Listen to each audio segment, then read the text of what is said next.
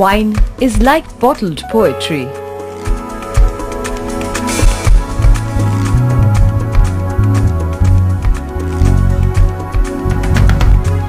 To quote Homer, bewitching wine, which sets even a wise man to singing and to laughing gently and rouses him up to dance.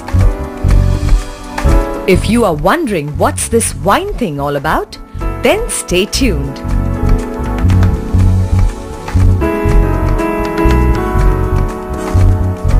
As the Friday sun was setting while cursing an exhausting and energy-draining week, you must have started making plans and packing your bags for a zestful weekend that you deserve. Me too.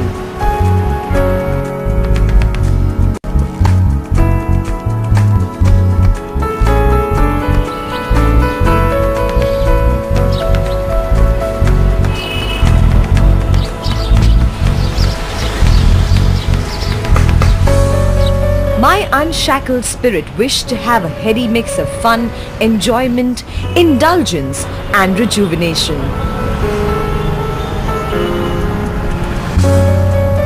And so I headed off to an intoxicating weekend destination.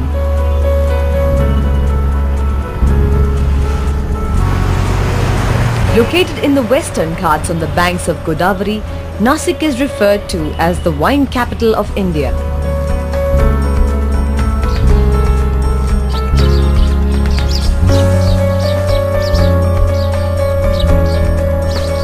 The flourishing city is home to many vineyards.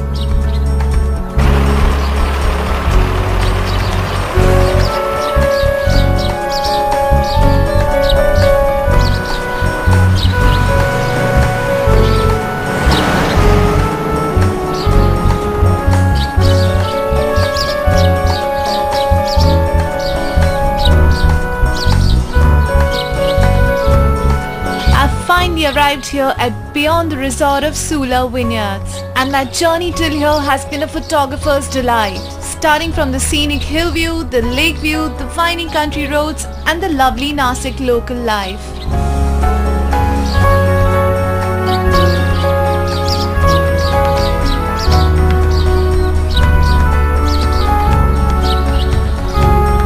Beyond is the name of India's first vineyard resort.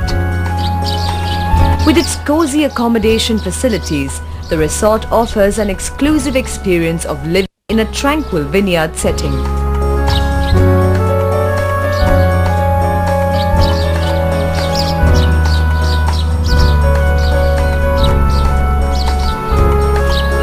My excitement mounting, I went out to explore the region.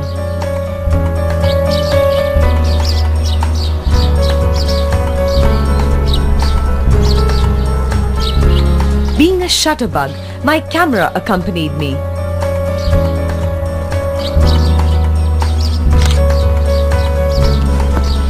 Nasik is India's largest grape growing region, but traditionally never grew wine grapes. Wondering why Rajiv Samant, an enterprising Stanford-trained engineer, quit his high-tech Silicon Valley job in 1993 to do some research. He discovered that Nasik's climate was not only perfect for wine grapes, but also at par with other wine-growing regions such as Spain, California and Australia.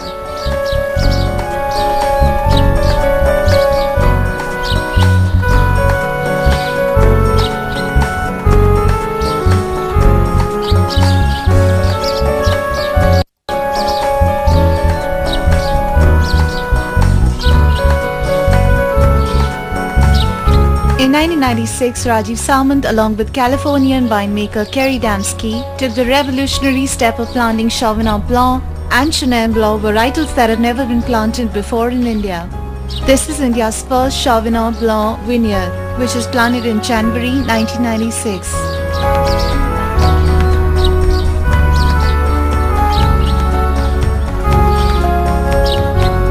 The first Sula wines released in 2000 were widely acclaimed as India's best white wines.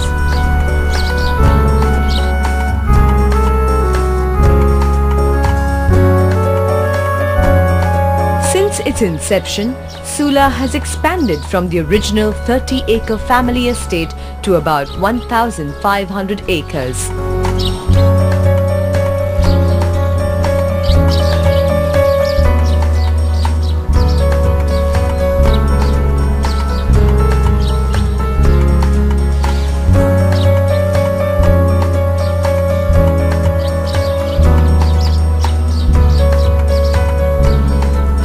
a wine grape. It has a thicker skin and has a crunchy seed inside it.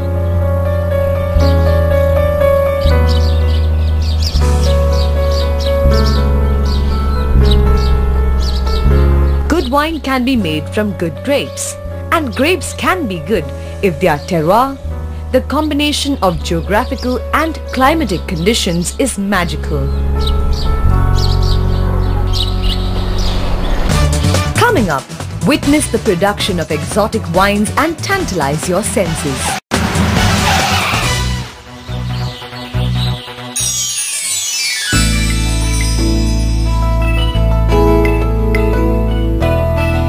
Spending time in the vineyard where the mouth-watering aroma of ripened grapes permeated the air and watching them being harvested was great fun.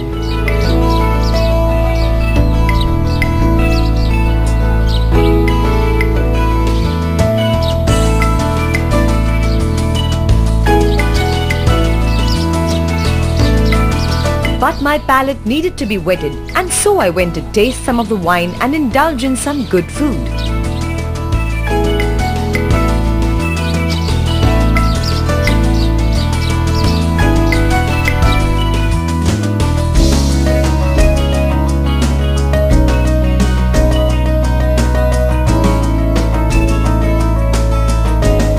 I ordered for sparkling wine which perfectly matched with my pizza pasta treat and was quite refreshing. Together with the fizzy drink, it was a sumptuous, fulfilling meal. The fizziness in a sparkling wine is attributed to significant levels of carbon dioxide.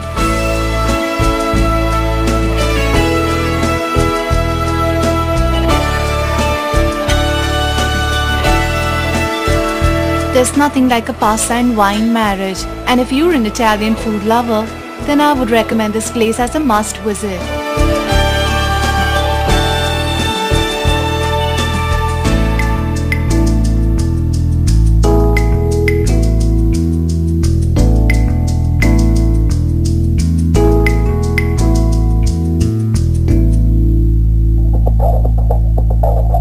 With a perfect balance between fruit, tannin and alcohol, a wine with a smooth finish pleases the palate.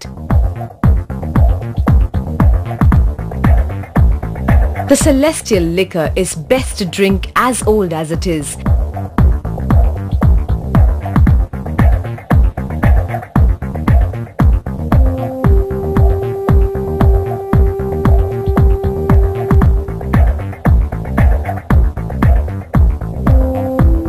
Mr. Joy, welcome to Bada Weekend on Travel XP.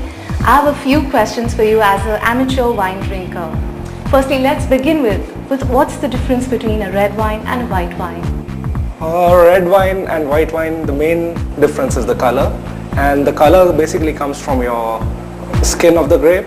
So when you keep the skin in contact with the juice during the fermentation process, you get the color coming in. If you just keep it for a short while, you will get a pink or a rosé wine.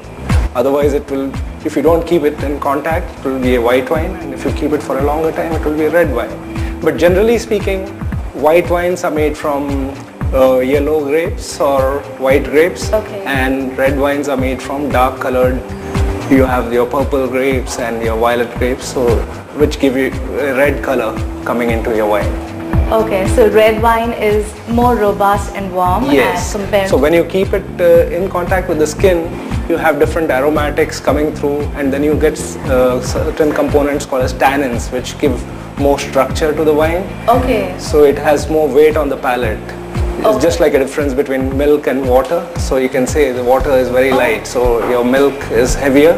The same way red wine is heavier compared to your white wine. And also difference in viscosity. Okay, perfect. 40% of the wine quality depends on the quality of the fruit in the vineyard. So what we do is, before even we harvest the grapes, we go out into the vineyard, we sample the berries and we taste the berries in the vineyard, and then try to see whether they are ripe enough and they will have good acid or not, and then we decide when to harvest the grapes. Once we finalize, okay, the quality of the grapes is right now, then we'll instruct the farmer to harvest the grapes. So the most expensive wines are made from blocks of vineyards where you have very limited yields in the vineyard, so you have more concentration of aromas and flavors. So to produce that much small amount of grapes, you spend so much money. So the grapes are much more expensive than the amount of processing that you take on that, especially storage in barrels for a long period of time, and expensive barrels, maybe French oak or new American oak, that costs a lot of money. So that will increase your prices for that particular quality. But even at that price, actually our Rasa is still quite affordable. Wonderful. So can we go for a tour? Sure, why not? Perfect. Thank you.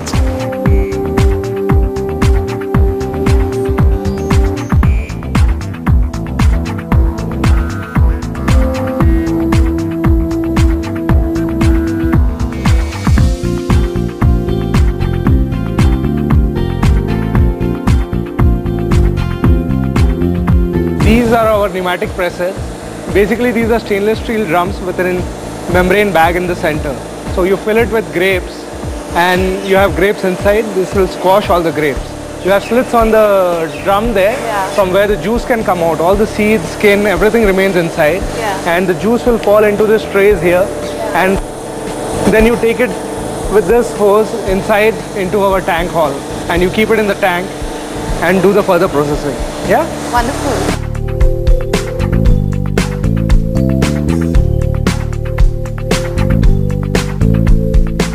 These are the tanks where the wine is processed, and you take the juice inside and you ferment it inside. Then after the fermentation we blend the different lots together, and then once the lot is decided for the vintage, the blending is done for the vintage, then we filter it through this. This is a sheet filter. So you pass it through different numbers of sheets, so your wine gets clarified, and then you take it for bottling. So this is the storage and fermentation process, and then it goes for clarification. Yes. Okay, wonderful.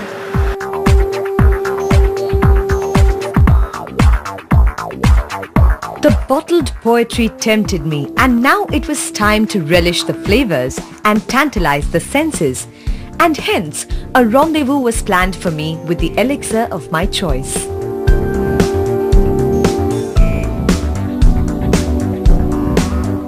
Designed by Andy Hope and Laura Roth, this 34 feet long blue mosaic bar runs right across from the inner room to the open balcony bar, giving a panoramic view of the hills, the vineyards and the Gangapur lake in the distance.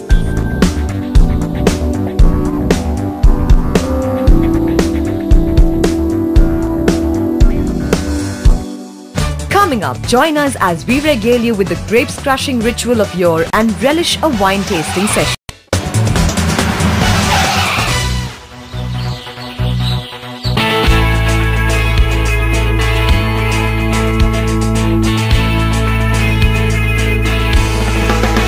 Everybody remembers their first crush. What I'm talking about here is grape stomping. It is the most old and traditional way of stomping grapes. Some people believe the stomping feat can result in better tasting wine. During the harvesting months of Jan to March, you can stomp around and have barrels of fun. I have my little friend here called Dasha. Dasha, say hello. Hello. Hello. We're gonna stomp around and have loads of fun. Come on, let's go.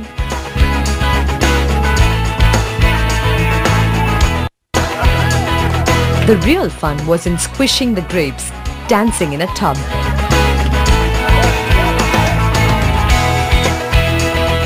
The days when winemaking was done by foot are long gone. Yet at Sula, I got to cherish that retro experience for which I had to bare my soul, step into a tub filled with grapes and then just groove and gyrate.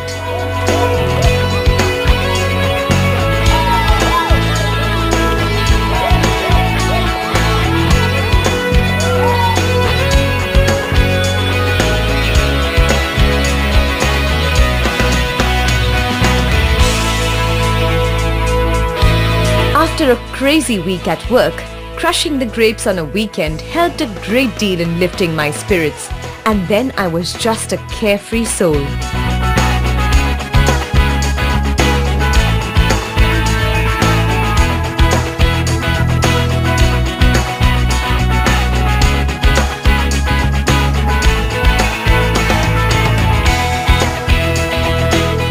after a gluttonous day, a workout was necessary. And there couldn't have been a better way of working out than by cycling around the resort on winding country roads, besides the scenic lake and the vineyards.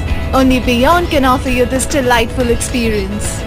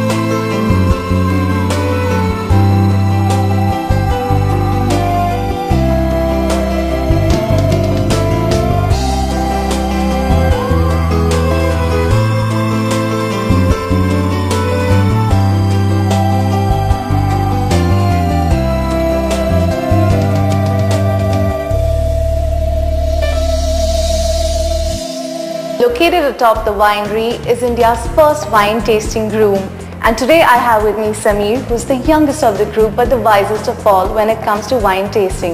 I'm really excited as this is going to be my first formal training session in wine tasting. Sameer, the floor is yours. So we'll start with the tasting. We'll start with a sparkling wine, move on to a white, a rosé, a red, and end up with a sweet note, that's a sweet dessert wine. Wonderful. We'll start with the sparkling. Yeah. I like to start with a sparkling when opening it. The first thing you do is remove this foil. Okay. Should I do that? Here you have this coil kind of thing. You have to untwist it. Okay. Now.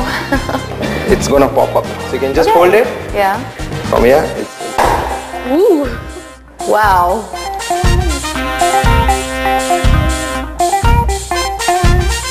So there are 4 S's you need to follow when you taste a wine. The first is you see the wine. So you see some bubbles and the pale yellow color. Okay. The next is we give a swirl to the wine to release the aromas. But need not swirl a sparkling wine because it releases the fizziness or else. Okay. After you swirl, you will see some of the lines coming down. Yeah. These are called tears or the legs of the wine. More the time it takes to form and come down, suggests more amount of alcohol in it. Okay, so this one comes down pretty quickly, right? So you're right. So it is a low alcohol, like 11.5% of alcohol. Next thing is you need to take a stiff sniff of the wine. Okay. So you feel the flavors of the wine. Then the best part comes, you take a sip of the wine and roll it in your mouth. So you just need to see the wine, take a swirl, sniff it and sip it. Cheers. Okay. Thank you.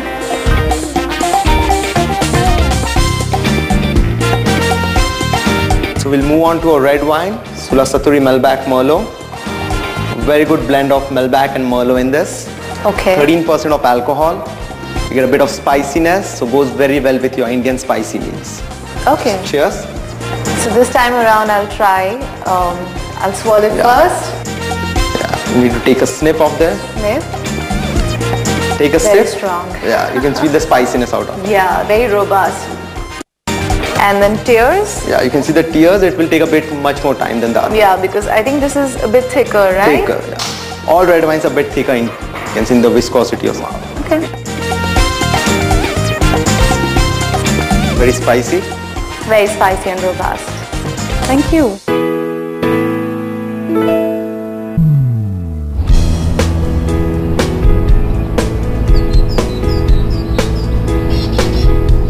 I had a heady weekend at the Beyond, which rejuvenated me for an action-packed week ahead, and I returned home in high spirits.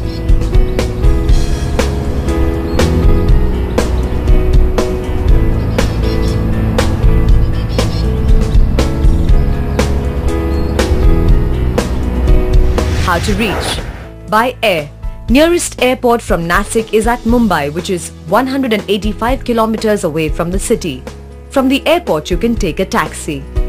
By rail, Nasik is one of the major stations on the Central Railway, and there are a number of convenient trains that connect Nasik to other cities.